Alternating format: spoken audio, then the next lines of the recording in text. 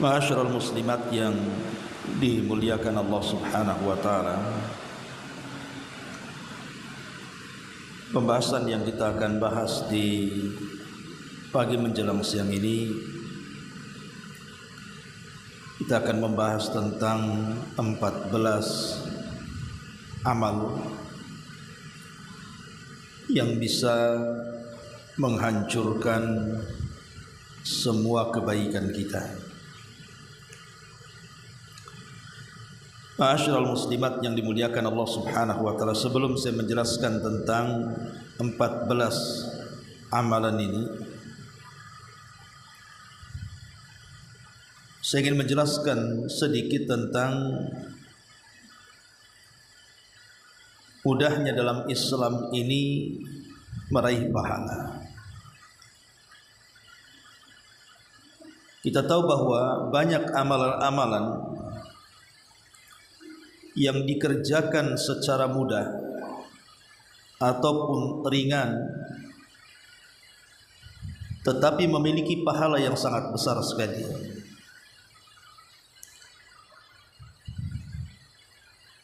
Contohnya, orang yang melaksanakan 2 rakaat salat fajar,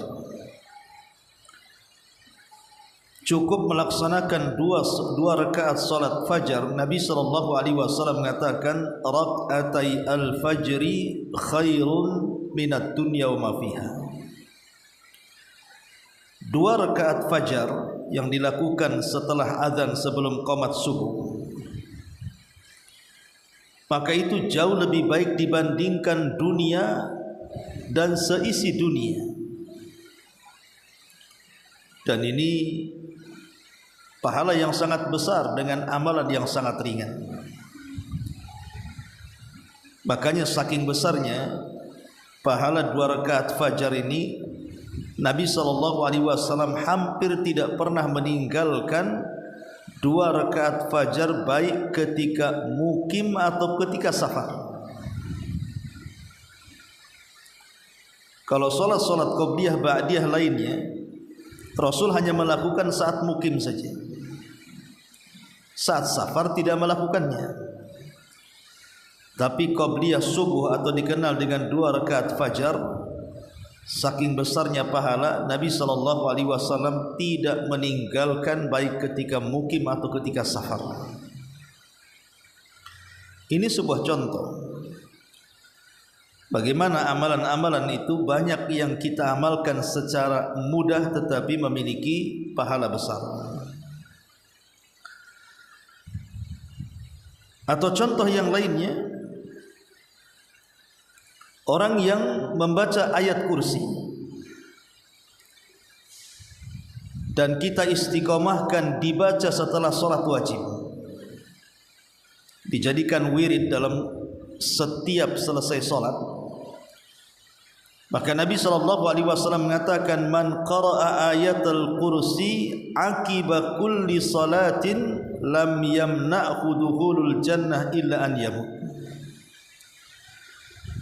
Barang siapa yang membaca ayat kursi setiap selesai sholat, maka tidak ada yang menghalangi dia masuk surga kecuali kematian.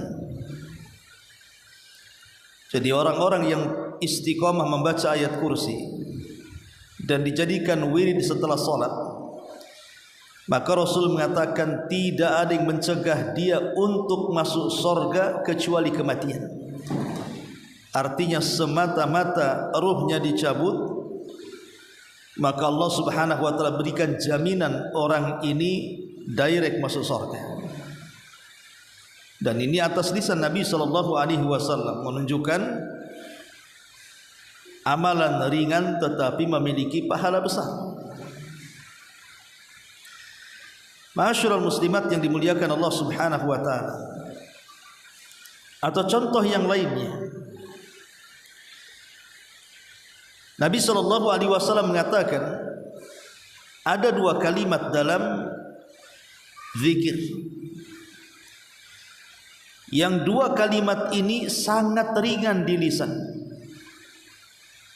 tetapi akibatnya sangat dicintai Allah dan memberatkan timbangan. Apa dua kalimat itu? Nabi SAW mengatakan, kalimatani khafifatani ala lisani thaqilatani fil mizani subhanallah, atau habibatani ala rahman subhanallah wa bihamdihi subhanallahil azim. Dua kalimat kata Rasul yang sangat ringan di lisan tapi memberatkan dalam timbangan dan dicintai Ar-Rahman, Allah Subhanahu wa taala. Kemudian Nabi SAW mengatakan dua kalimat itu adalah subhanallah wa bihamdihi subhanallahil azim. Ini kan ringan, Bu. Ibu membaca subhanallah wa bihamdihi subhanallahil azim, subhanallah wa bihamdihi subhanallahil azim dari masjid di Darul Ilmi sampai rumah saja dah berapa tuh? Sementara dua kalimat ini kata Rasul ringan di lisan, berat dalam timbangan dan dicintai Ar-Rahman, Allah Subhanahu wa taala. Ini menunjukkan bahwa ada amalan-amalan ringan itu namun memiliki pahala besar. Ataupun contoh yang lainnya, ketika Nabi SAW menyebutkan tentang keutamaan salat sunnah, salat sunnah sebelum asar. Tentu ini bukan maksud qabliyah, ini nawafil namanya. Qabliyah dengan nawafil beda, karena nawafil itu bukan rawatib, bisa dilakukan bisa tidak. Ketika Nabi SAW menyebutkan salat sunnah 4 rakaat sebelum asar itu, kata Nabi SAW, siapa yang menjaganya lam yamussahun nar, maka neraka tidak akan menyentuhnya. Ini kan luar biasa, neraka tidak akan menyentuhnya. Ini berarti menunjukkan pahala besar. Atau contoh yang lainnya, orang yang mengunjungi orang yang sedang sakit, atau disebut dengan ziyaratul marda, orang yang mengunjungi orang sakit. Maka Nabi SAW mengatakan, siapapun yang datang mengunjungi orang sakit, maka 70.000 malaikat akan datang, kemudian akan mendoakan orang ini. Lihat bagaimana amalan-amalan ringan tapi memiliki pahala besar. Belum lagi amalan-amalan yang lainnya, seperti orang yang membangun masjid akan dibangunkan satu istana di sorga. Orang yang mengucapkan Qul huwallahu ahad Allahus samad 10 kali dalam sehari akan dibangunkan satu istana di sorga. Dan begitu seterusnya. Artinya mengumpulkan pahala itu sebenarnya sangat mudah sekali. Baik amalan yang mengumpulkan pahala itu berat dan besar, seperti haji dan yang semacamnya atau jihad, ataupun amalan-amalan itu ringan, tapi dalam Islam itu seringan-ringannya amal tetap memiliki pahala besar. Seperti orang yang membaca Quran itu satu hurufnya 10 pahala. Masalahnya mengumpulkan pahala itu sebenarnya mudah, tetapi menjaga pahala itu yang jadi masalah. Kita ini sudah banyak beribadah kepada Allah Azza wa Jalla, sudah berusaha membaca Quran, berzikir, salat, puasa dan yang semacamnya. Artinya kita berusaha mendapatkan pahala banyak. Jadi mengumpulkan pahala itu tidak sulit, mudah. Yang jadi masalah adalah menjaga pahala supaya tidak hilang, itu masalahnya. Lah inilah pembahasan kita, bahwa di sana ada 14 amal, sadar ataupun tidak bisa menggugurkan pahala yang sudah kita kumpulkan. Apa saja 14 amalan ini? Baik, kita akan bahas. Yang pertama,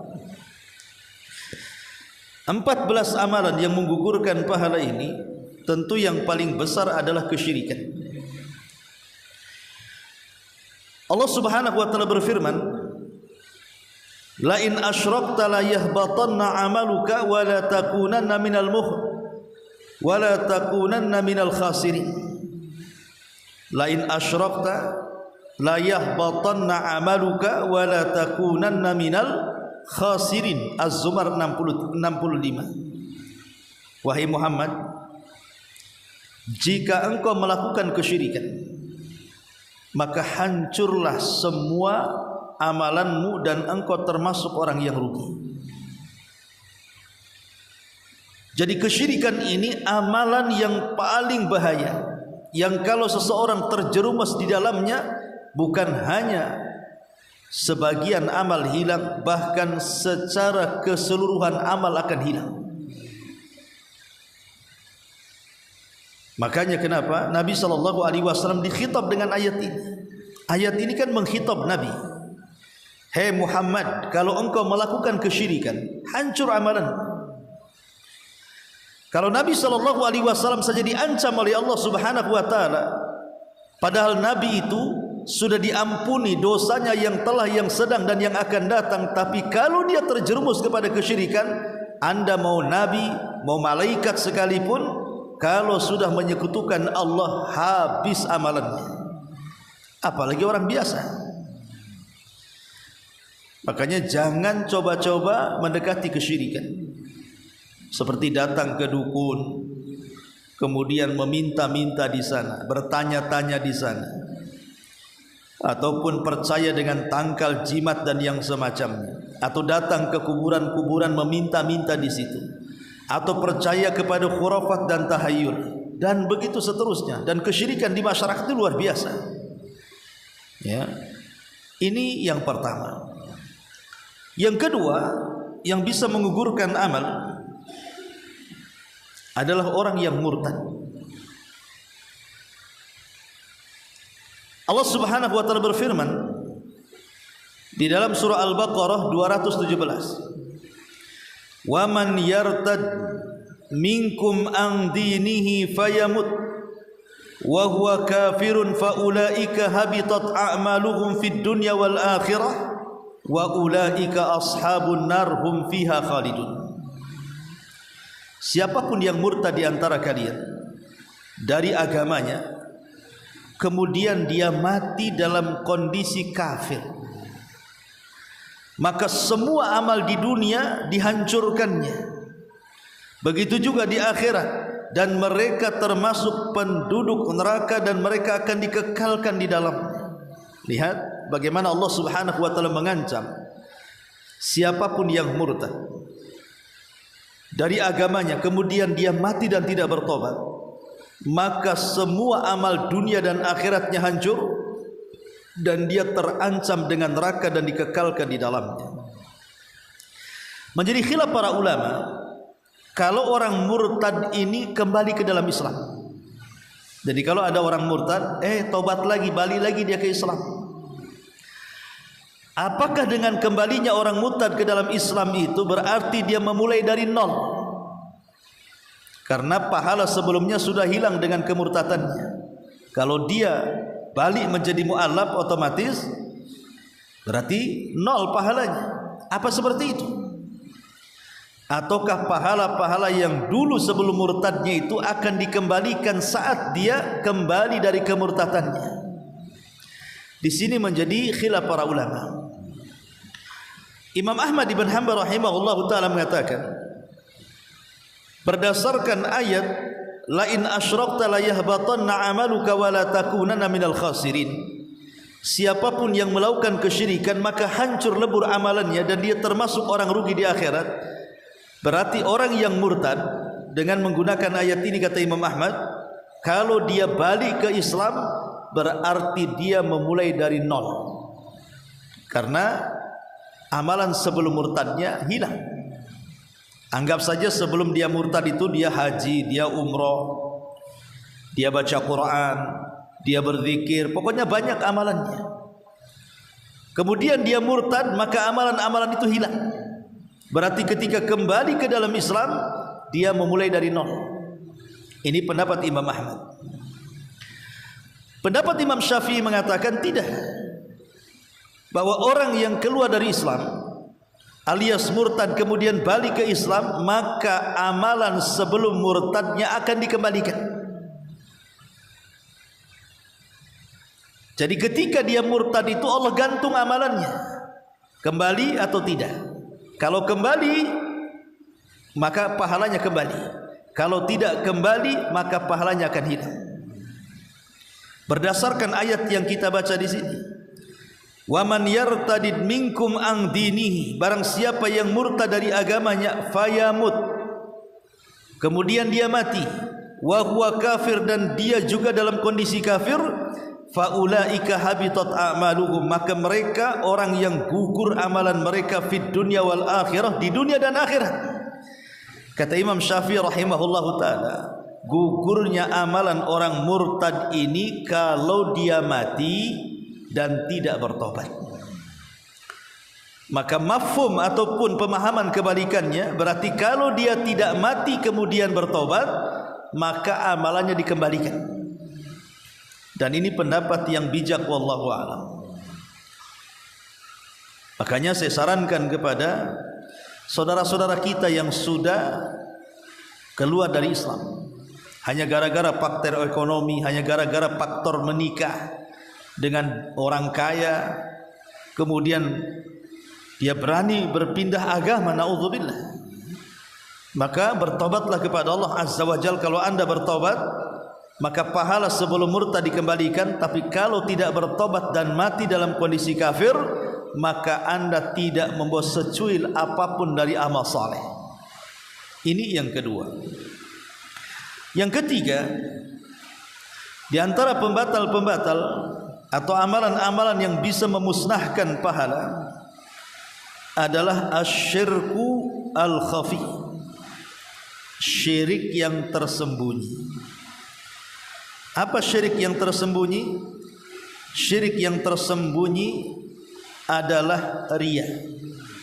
Seseorang beramal karena manusia, seseorang beramal karena ingin dipuji manusia, itulah syirkul khafi, syirik yang tersembunyi.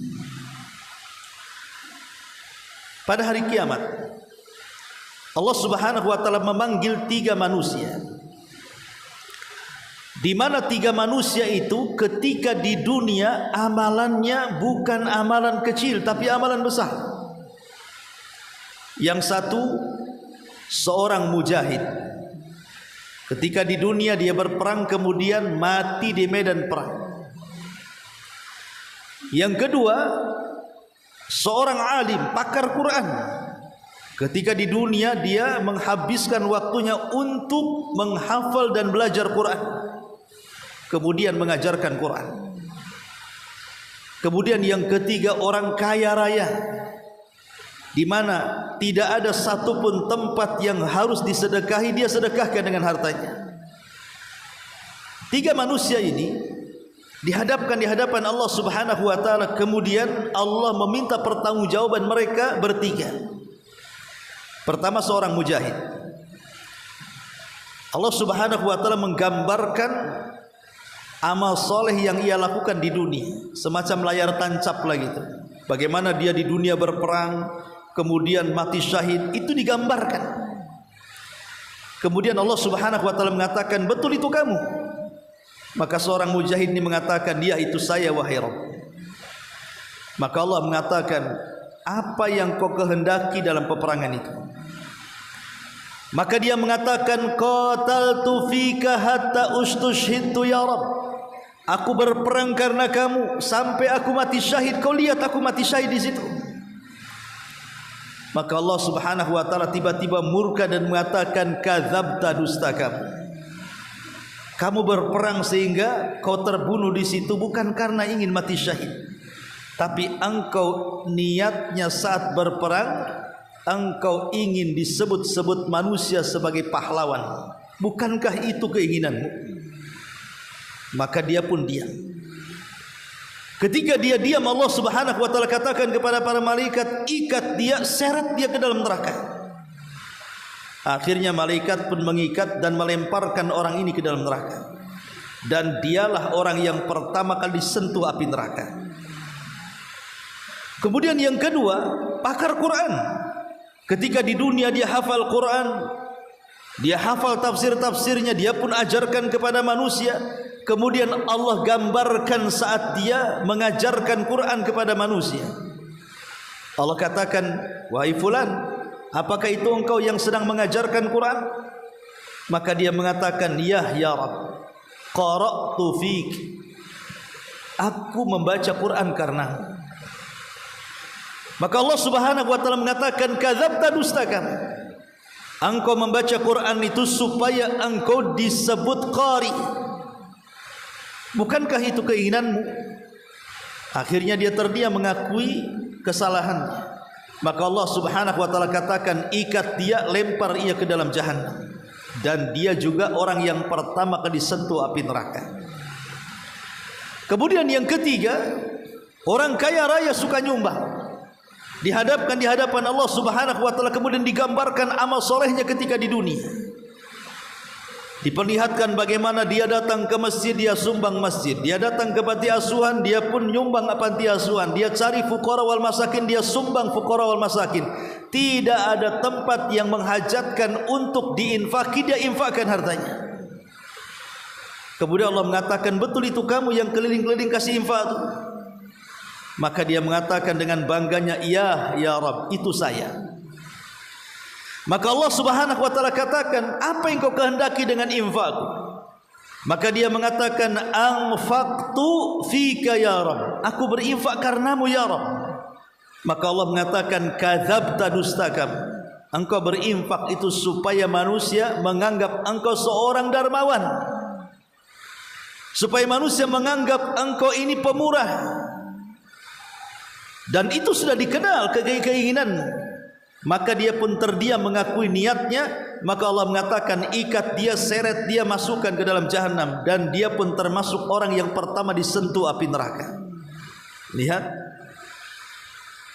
3 orang ini masuk neraka bukan karena berzina. 3 orang ini masuk neraka bukan karena membunuh.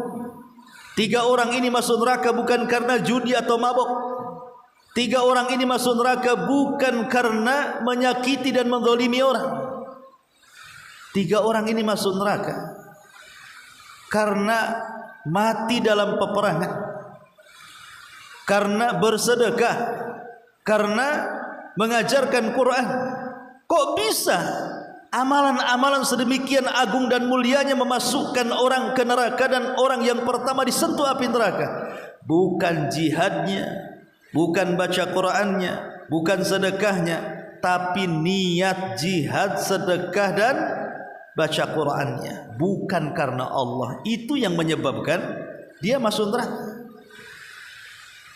Jadi itu semua dia lakukan karena manusia. Itulah amalan riya, supaya manusia menganggap dia seorang pahlawan, supaya manusia menganggap dia seorang dermawan, supaya manusia menganggap dirinya adalah seorang qari, pembaca Quran. Itu yang menyebabkan masuk neraka adalah perbuatan riyanya. Makanya riya itu syirik yang tersembunyi yang bisa menggugurkan amal. Ini yang ketiga. Kemudian yang keempat, yang bisa menggugurkan amalan adalah dzunubul khalawat, dosa-dosa yang dilakukan tidak terang-terangan. Ada seorang sahabat namanya Thauban. Thauban itu dulunya seorang budak, kemudian dimerdekakan Nabi, maka disebut Thauban maulan Nabi. Dia menukilkan sebuah hadis. Dia mengatakan, aku mendengar Nabi SAW bersabda, la a'lamanna aqwaman min ummati ya'tuna yawmal qiyamati bihasanati amthali jibali tihamati bidan fayaj'aluha Allahu haba'an manthura. Kata Rasul, akan dihadapkan pada hari kiamat beberapa kaum dari umatku. Mereka mendatangi Allah dengan membawa pahala yang sangat besar, seperti gunung Tihama yang sangat bercahaya. Tetapi tiba-tiba setelah mereka berhadap-hadapan dengan Allah dengan pahala yang segunung itu, tiba-tiba Allah hancurkan pahalanya dan tidak tersisa di hadapannya. Ada apa? Orang ini datang menghadap Allah membawa pahala besar. Setelah berhadap-hadapan dengan Allah, tiba-tiba Allah hancurkan pahalanya. Allah tidak menerimanya. Kenapa dengan orang ini? jelas-jelas dia membawa pahala. Tiba-tiba Thauban ketakutan yang meriwayatkan hadis ini dan mengatakan, ya Rasulullah, sifhum lana, siapa orang ini? Maka Nabi SAW mengatakan kepada Thauban, kata Nabi SAW, ya Thauban, kau ingin tahu siapa mereka? Iya, kata Thauban. Maka kemudian Nabi SAW mengatakan, amma innahum ikhwanukum wa min jildatikum. Mereka adalah saudara-saudara kalian. Mereka sama kulitnya dengan kalian. Wa ya'khuduna minal laili kama ta'khudun. Mereka pun tidak pernah meninggalkan tahajud tengah malam. Jadi orang-orang yang seperti ini bukan orang biasa, ahli ibadah. Jadi orang-orang yang dihancurkan pahalanya itu ahli ibadah. Kalau malam mereka sholat malam, kalau pagi mereka, kalau siang mereka puasa sunnah, dan mereka pun rajin membaca Quran, berzikir dan begitu seterusnya. Tapi kenapa orang-orang seperti dihancurkan pahalanya? Kemudian Nabi SAW mengatakan, walakinnahum aqwamun idza khalau bimaharimillahi intahakuha. Akan tetapi mereka sebuah kaum yang kalau sedang bersendirian, tidak ada yang melihatnya, tiba-tiba mereka merobek keharaman Allah Subhanahu wa ta'ala. Mereka terjang perkara-perkara dosa, mereka lakukan kemaksiatan ketika tidak ada yang melihat kecuali dia dengan Allah Subhanahu wa ta'ala. Maka dosa yang tidak terang-terangan ini bahaya. Ya, contoh sekarang sudah yang paling mudah. Kita masuk kamar, kemudian kita kunci. Siapa yang tahu kita ada di kamar itu? Kita sendirian. Kemudian kita mulai pegang handphone, mulai membuka handphone, mulai melihat YouTube, melihat internet atau apalah namanya di situ, aplikasi-aplikasi tertentu. Tiba-tiba kita melihat sesuatu yang diharamkan Allah Subhanahu wa ta'ala. Entah umpamanya melihat aurat-aurat, kan banyak di YouTube itu. Ataupun mungkin menghabiskan waktu-waktunya hanya melihat drakor, sinetron atau yang semacamnya. Atau boleh juga menghabiskan waktunya hanya untuk bermusik, joget sendirian di dalam kamar, atau menonton perkara-perkara yang tidak boleh dilihat, film porno atau yang semacamnya. Atau boleh juga sedang seseorang itu berkomunikasi dengan yang bukan mahramnya. Banyak yang dilakukan di zaman sekarang dengan handphone ini. Terkadang orang di samping kita tidak tahu apa yang kita lakukan, tetapi Allah Subhanahu wa ta'ala tahu, dan zat yang maha tahu apa yang kita sembunyikan dari manusia, Allah tahu. Itulah bahayanya dosa yang tidak terang-terangan itu. Dan dosa yang tidak terang-terangan bisa menghancurkan pahala. Ini yang keempat. Kemudian yang kelima, al-ghibah. Ghibah, membicarakan manusia. Abu Hurairah radhiyallahu anhu,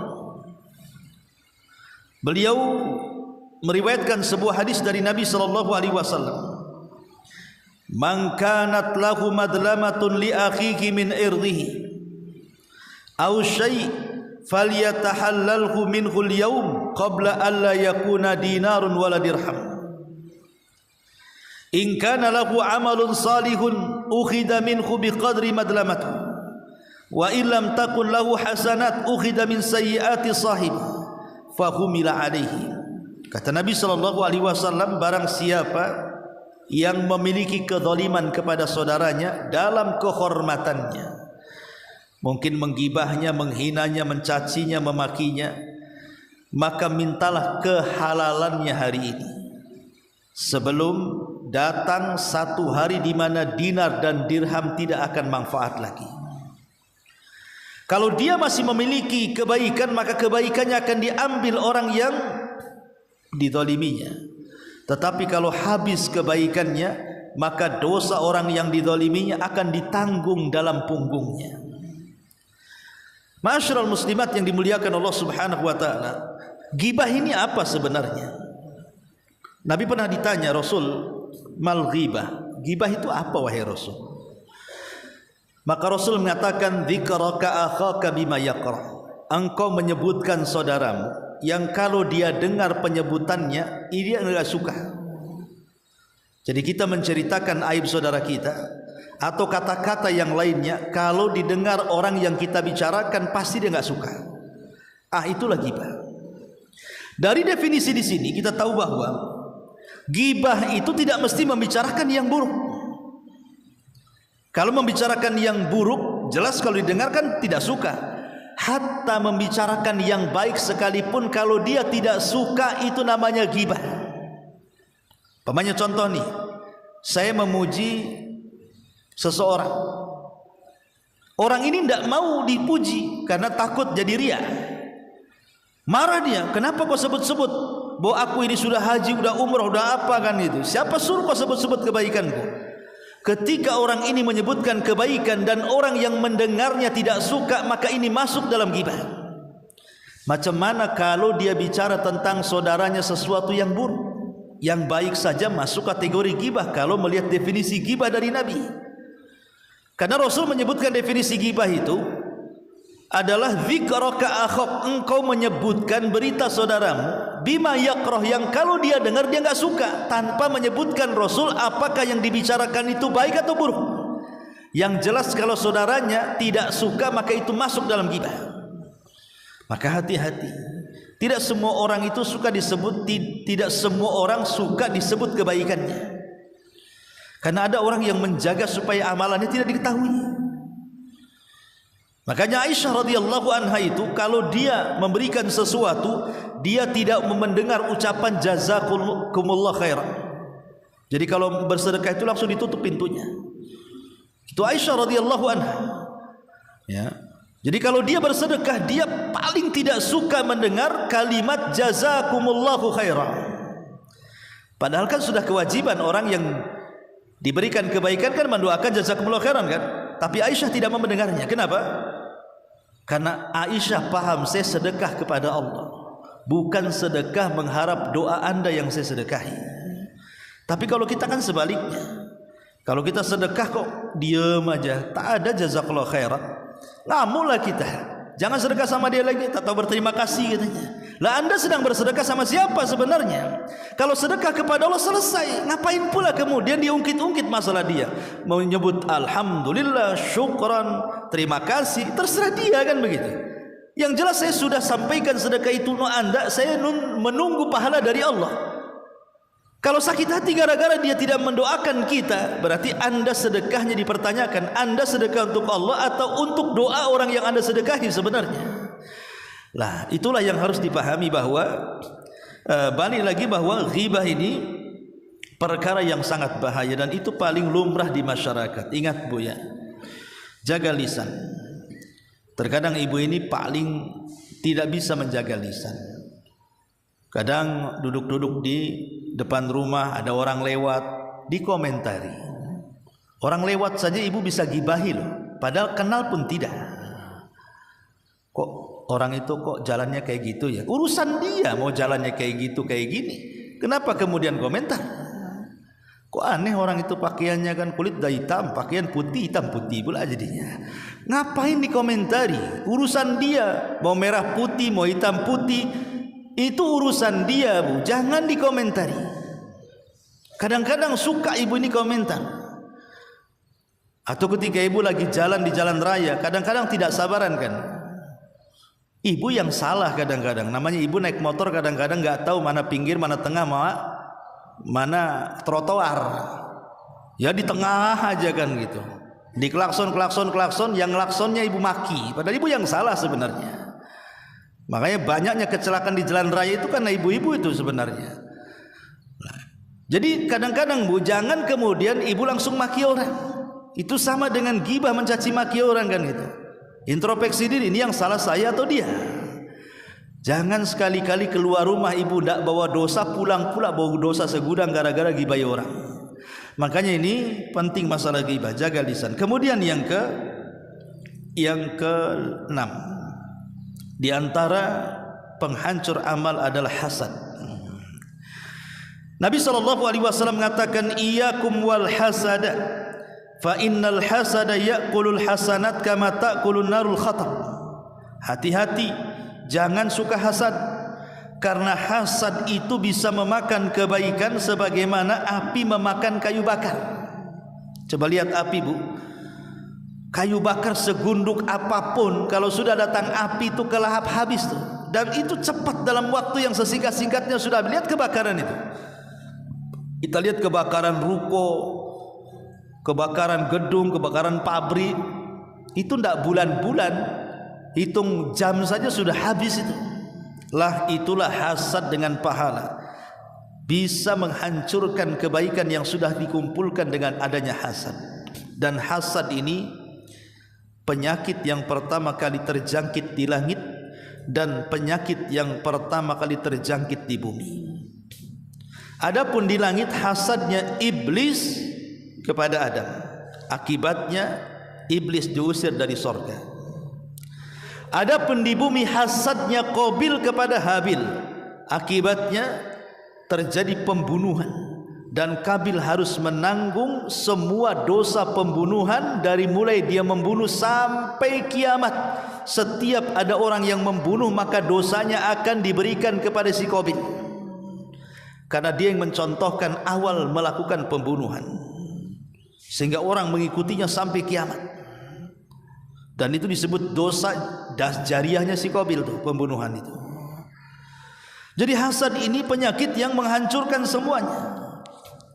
Semua dihancurkan dengan hasad. Saudara kandung, saudara ibu, saudara bapak bermusuhan gara-gara hasad. Gara-gara rebutan waris bermusuhan, itu gara-gara hasad sebenarnya. Tetangga dengan tetangga yang baik hati tahu-tahu benci dan dengki gara-gara hasad. Perkawanan yang indah kemudian berubah gara-gara hasad. Hasad ini bisa menyakiti, bisa membunuh, bisa menyihir, ya, bisa zalim. Orang hasad ini luar biasa. Jadi semua kerusakan itu berpangkal kepada hasad. Dan hasad ini masalahnya sesuatu yang kita tidak tahu. Umpamanya kita ini hidup di perumahan, di antara sekian tetangga kita yang hasad kepada kita, kita tidak tahu kan mana satu, apa yang depan, yang belakang, yang kiri kanan, atau rumah kedua dari rumah kita, atau 10 rumah dari rumah kita, atau mungkin 100 rumah dari rumah kita. Tidak ada yang tahu orang yang hasad itu, karena hasad itu kan amalan hati. Tetapi walaupun dia dosa hati, hasad ini bahayanya luar biasa, karena dari hasad inilah muncul penyakit sihir yang disebut dengan ain, penyakit mata, yang kalau melihat sesuatu itu bisa rusak gara-gara pandangan mata. Makanya Rasulullah SAW mengatakan kebanyakan manusia mati itu gara-gara penyakit ain, bukan penyakit yang lainnya. Hampir kebanyakan orang mati di dunia ini gara-gara penyakit ain. Bukan kanker, bukan stroke, enggak, itu sedikit saja. Kebanyakan gara-gara ain. Jadi, dan ain itu ditimbulkan dari hasad. Makanya para ulama mengatakan untuk mengantisipasi terkena penyakit hasad atau dihasadi itu, maka lawanlah hasad dengan lawannya. Apa melawan hasad dengan lawannya? Orang hasad itu menginginkan kekayaan kita hancur, menginginkan kendaraan kita rusak, menginginkan rumah kita rusak, menginginkan pokoknya apa yang kita miliki kalau bisa hancur, rusak ataupun hilang. Itulah keinginan orang hasad kan. Maka lawanlah dengan lawannya dengan cara apa? Berdoalah pada setiap nikmat yang Allah anugerahkan kepada kita dengan doa berkah. Beli mobil, ya Allah berkahi mobil saya. Punya anak, ya Allah berkahi anak saya. Punya cucu, ya Allah berkahi cucu saya. Baru beli tanah, ya Allah berkahi tanah saya. Baru beli apa saja, punya apa saja, berdoa dengan minta keberkahan, karena berkah itu artinya ziyadatul khair, menambah kebaikan. Kalau hasad itu menghilangkan kebaikan. Kalau berkah itu menambah kebaikan, maka lawanlah hasad dengan lawannya. Ketika orang meminta kepada kita supaya hancur harta kita, kita meminta kepada Allah agar ditambah harta kita. Itu namanya melawan hasad dengan lawannya. Maka banyak-banyak berdoa berkah di rumah. Berdoa berkah. Doakan keberkahan kepada anak kita, pasangan kita, rumah kita, kendaraan kita. Pokoknya jangan lupa. Ya. Maka katakan Masya Allahu la quwata illa billah. Cara berdoanya, lafadznya Masya Allahu la quwata illa billah. Itu kalau tadi bahasa Indonesianya Allah berkahilah kalau kita tidak bisa bahasa Arabnya. Tapi kalau menggunakan doa dari Quran, maka ambillah lafadz Masya Allahu la quwata illa billah. Karena lafadz ini diambil dari apa? Dari kisah Ashabul Jannataini. Di dalam surah Al-Kahfi itu ada kisah pemilik dua kebun yang sangat bakhil sekali, tidak pernah bersyukur. Akhirnya kebun itu hilang, hasilnya hilang, bangkrut seketika. Kenapa? Karena dia tidak pernah bersyukur. Maka kawannya yang baik mengatakan, seandainya engkau memasuki kebun itu dan mengatakan Masya Allahu la quwata illa billah, maka kebunmu tidak akan hancur. Maka dari sini para ulama mengatakan bahwa lafaz ini sangat efektif untuk melawan hasad. Baik. Kemudian yang selanjutnya, yang nomor 7, al-adza lil ghair, melakukan kezaliman kepada orang. Melakukan kezaliman kepada orang ini bisa menghancurkan amal kita. Mungkin zalim dengan lisan kita, mencaci, memaki, merendahkan, menghina, menggibah dan yang semacamnya. Atau zalim dengan anggota badan, memukul, membunuh, ya, menampar dan begitu seterusnya.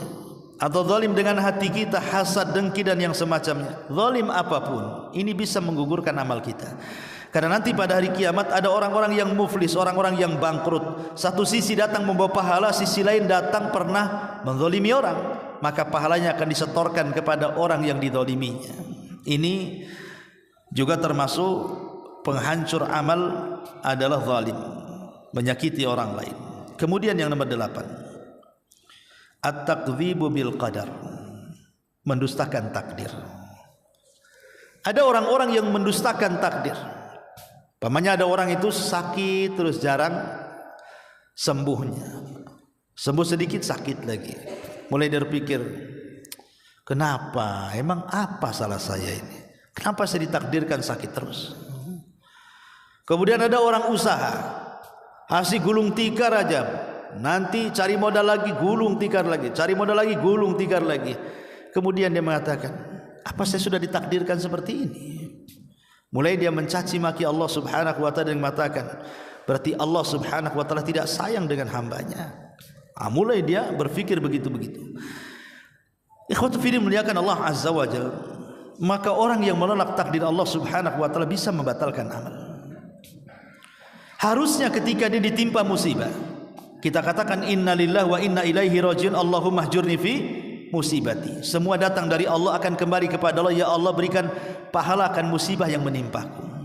Bukan kemudian ngomel-ngomel kepada Allah, karena dia tidak tahu di balik musibah itu ada apa. Betapa banyak di balik hal yang kita tidak disukai itu rupanya ada kebaikan di situ. Banyak kok kisah-kisah orang-orang yang kemudian mungkin di mata manusia itu tidak suka, tapi rupanya di mata Allah subhanahu wa ta'ala Allah sudah menyediakan sesuatu yang dia tidak tahu itu sebuah kebaikan bagi dia. Saya kenal orang, ketika dia keluar dari PT karena dipecat, ya, dia seperti kiamat dunia ini, menangis dia. Karena sudah hampir 20 tahun kerja di PT, tahu-tahu dipecat, tidak ada pesangon. Wah, menangis luar biasa.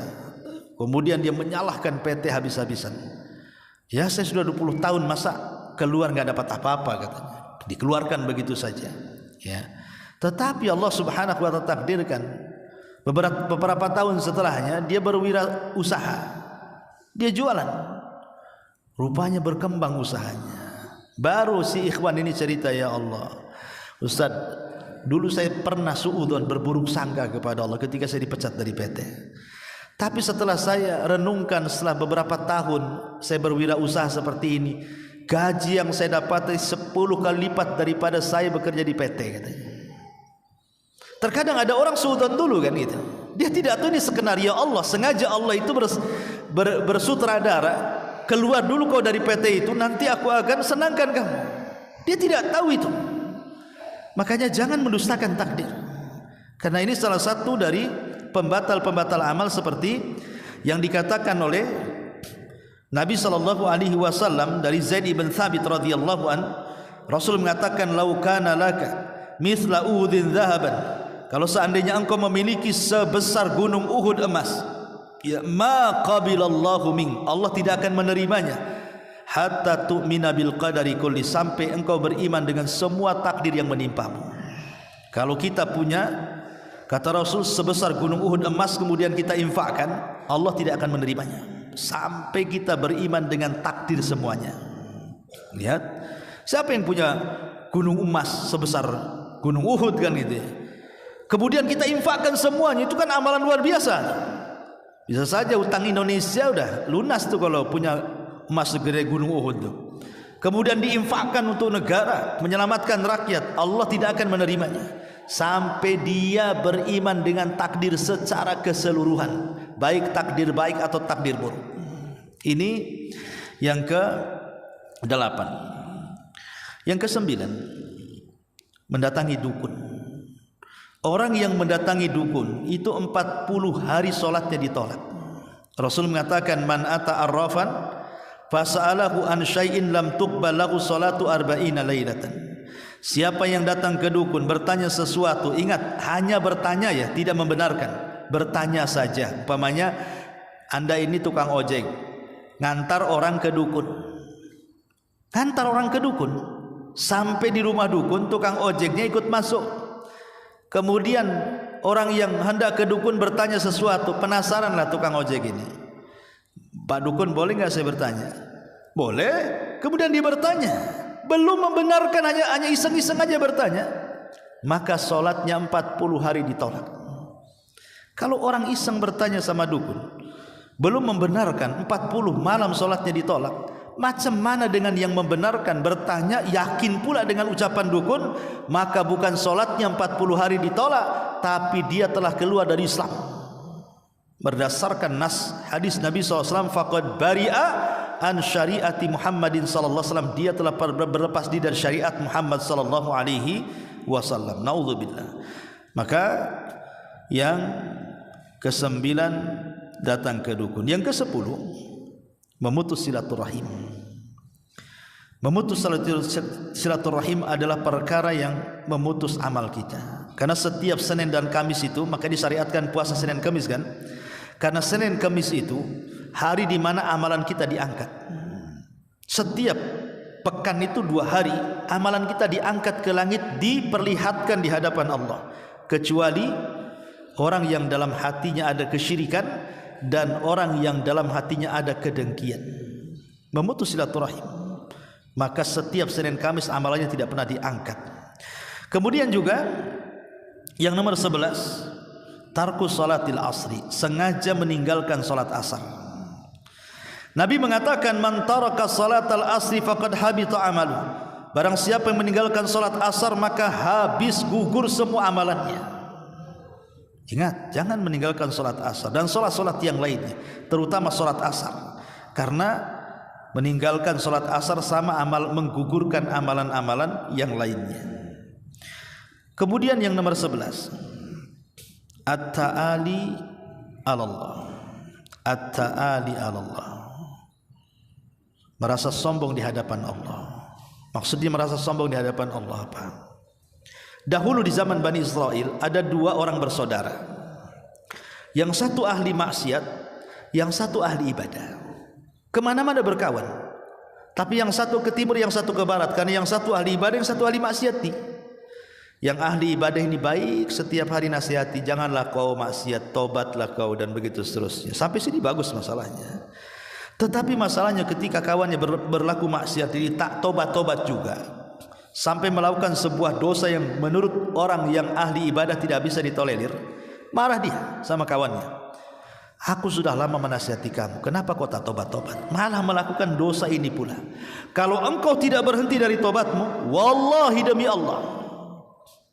Mulai dia at-ta'ali, merasa tinggi di hadapan Allah. Demi Allah, Allah tidak akan mengampuni dosamu selamanya, dan Allah tidak akan memasukkan ke sorga selamanya. Orang ini mengucapkan kalimat melintasi takdir. Yang punya ampunan itu Allah, yang punya sorga Allah. Kenapa dia bisa mengucapkan kalimat itu? Walaupun niatnya baik, hendak menasihati kawannya yang ahli maksiat, tapi ucapan itu melintasi takdir, tidak boleh. Akhirnya ketika dua-duanya meninggal, yang ahli maksiat dimasukkan ke sorga, yang ahli ibadah dimasukkan ke neraka pula. Kenapa? Karena yang ahli maksiat ini, maksiatnya tidak sampai ke tahap syirik dan kufur, masih di bawah kehendak Allah. Rupanya Allah berkehendak dia masuk sorga. Tetapi yang satu ini sudah mengucapkan kalimat yang membuat Allah murka, melintasi takdirnya, merasa tinggi sama dengan Allah, mampu menentukan ampunan dan neraka. Maka yang menentukan, masukkan orang ini ke neraka. Lihat, jangan merasa tinggi dan sejajar dengan Allah. Ini mengakibatkan amalan kita percuma. Kemudian yang selanjutnya adalah al-mannan, mengungkit-ungkit pemberian.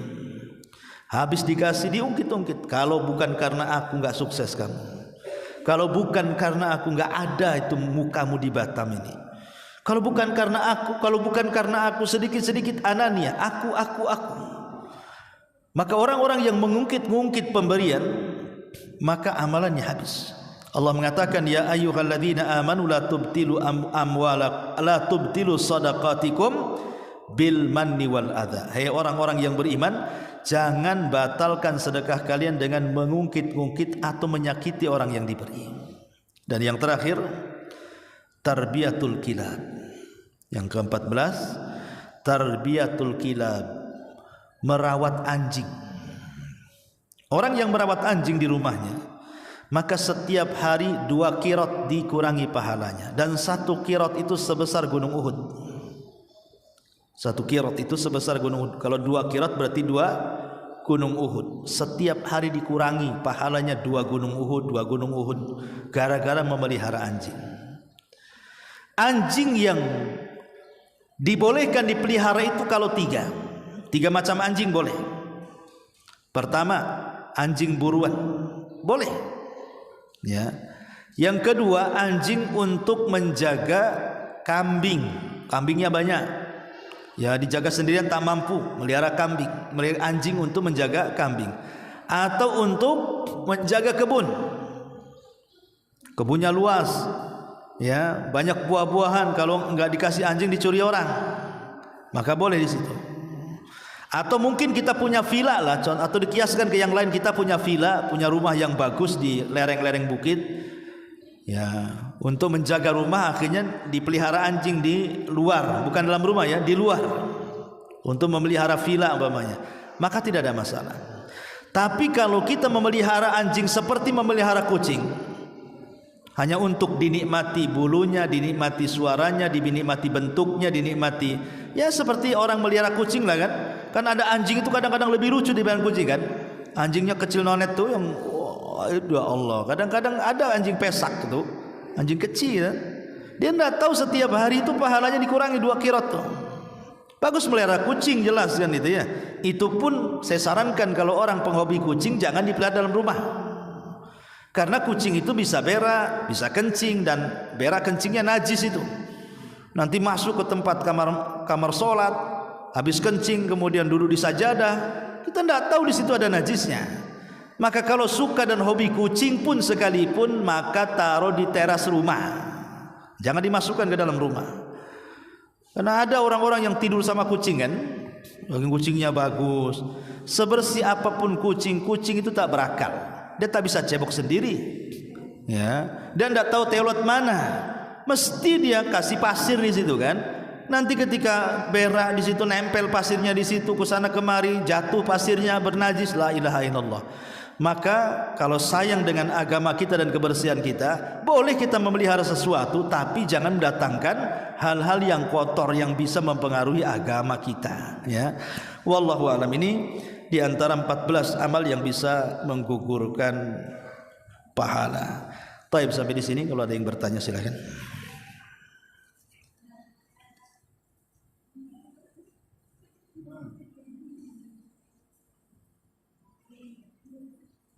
Ada? Silakan.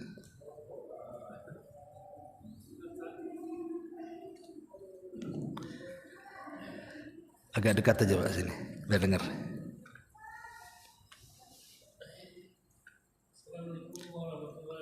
Waalaikumsalam. Di dalam Al-Quran itu ada fadilahnya saja. Fadilah, taib. Baca surat Yasin, waktunya, ya kan, surat Ar-Rahman. Bagaimana kita memisahkan antara fadilah ayat itu dengan kenalilah Allah? Ya, alhamdulillah. Kenapa adanya di dalam amal soleh, apa saja amal soleh itu mesti disebutkan keutamaannya. Salat duha ini keutamaannya, salat malam ini keutamaannya, baca ini keutamaannya, zikir ini itu. Kenapa adanya keutamaan-keutamaan dan dijelaskan keutamaan itu? Ya. Kita tahu bahwa di antara rukun ibadah hati itu ada 3. Rukun ibadah hati itu ada 3. Pertama perasaan cinta, yang kedua perasaan takut, yang ketiga perasaan harap. Ya. Ketika disebutkan fadilah-fadilah amal itu, supaya kita ada perasaan yang ketiga dalam ibadah kita itu, ada perasaan harap, roja, yang Allah katakan faman kana yarju liqa'a rabbih, barang siapa yang berharap berjumpa dengan Allah. Jadi ada harapan di situ. Kalau seandainya saya buat ilustrasi dengan contoh yang lain, contoh umpamanya saya lagi bangun rumah, saya butuh helper, tukang. Kemudian saya umumkan, siapa yang mau kerja jadi helper atau jadi tukang di rumah saya, satu harinya saya kasih 1 juta. Padahal kalau ongkos tempat lain 100.000, 150, 200 kan paling banyak. Ini saya kasih 1 juta 1 hari. Kira-kira tukang-tukang yang lain itu akan ngelarikan diri di tempat lain menuju kita semua kan? Pasti itu. Walaupun dia udah kerja di sini, maaf Pak Ustaz, besok saya berhenti, saya mau kerja di sana. Di sana gajinya 1 juta. Di sini cuma 200 saja. Ya. Jadi akhirnya orang berbondong-bondong dari mana-mana ingin kerja di situ. 1 hari 1 juta masalahnya kan? Nah itulah bandingan fadilah amal di sini. Saya buat apa beramal di sini kecil, beramal sana besar. Nah, itu ya. Ketika disebutkan pahalanya, upahnya bahasa kitanya kan terangsang kita. Kita tidak mungkin main-main lagi. Ya, ini pahalanya surga nih. Cuman masalahnya karena pahala itu kan perkara gaib. Kalau kita tidak beriman, betul-betul beriman, kayak dongeng aja. Karena kan surga ini perkara gaib sih masalahnya. Tapi kan kalau seandainya, coba siapa yang sholat duha setiap hari bisa sholat duha selama sebulan, 12 rakaat, dan dimulai dari jam 8 sampai jam 10 setiap hari selama sebulan, saya kasih rumah di Sukajadi. Kira-kira sholat nggak tuh antum? Ya sholat kan? Kalau saya hadiahi seperti itu, mulai besok kamu sholat duha dari jam 8 sampai jam 10 selama 1 bulan. Nanti bulan depan saya kasih kunci rumah di Sukajadi. Resign orang kerja, bagus saya ke Darul Ilmi sholat kan, sebulan saja dapat rumah di Sukajadi.